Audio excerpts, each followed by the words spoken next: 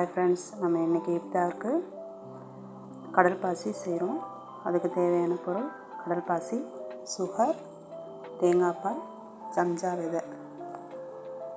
இப்போ தண்ணி நல்லா சூடாயிடுச்சு. அதில் நம்ம இந்த கடல் பாசியை சேர்க்குறோம்.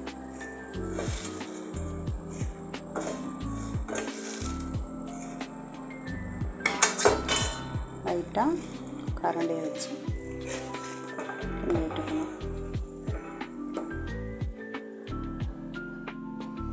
இப்போது எல்லாம் நல்லா இந்த கடல் பாசிக்குள்ளே எல்லாம் தண்ணியில் நல்லா கரைஞ்சிருச்சு. இதுக்கப்புறம் நமக்கு தேவையான அளவு சுகர் ஆட் பண்ணிக்க வேண்டியது.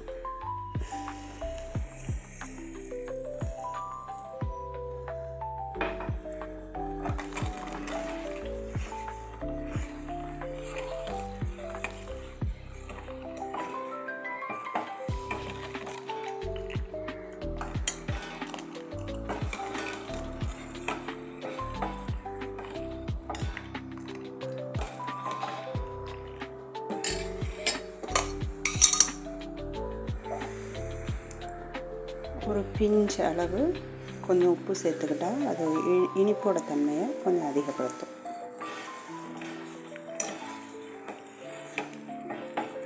ஜீனி கரையிற வரைக்கும் கிளறி விட்டுக்கிட்டே இருக்கணும். நல்லா சுகர் கரைஞ்சிருச்சு. அவ்வளோதான்.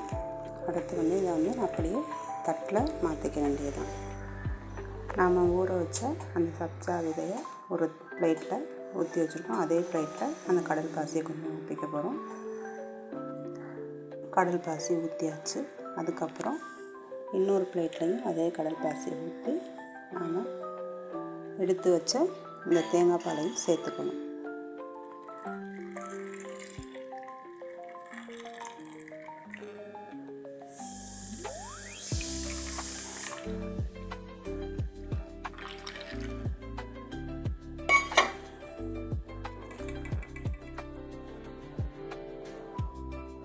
அவ்வளோதான்.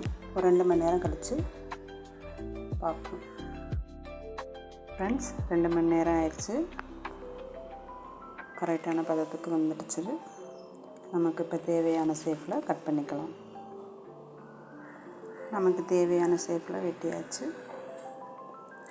இதே போல் நீங்களும் செய்து சாப்பிட்டு பாருங்கள். டேஸ்ட்டாக இருக்கும். வெயில் காலத்துக்கு ரொம்ப ரொம்ப நல்லது. நம்ம உடம்பு சூட்டை தணிக்கக்கூடியது. உடம்புக்கு நல்ல ஒரு குளிர்ச்சி தரக்கூடியது.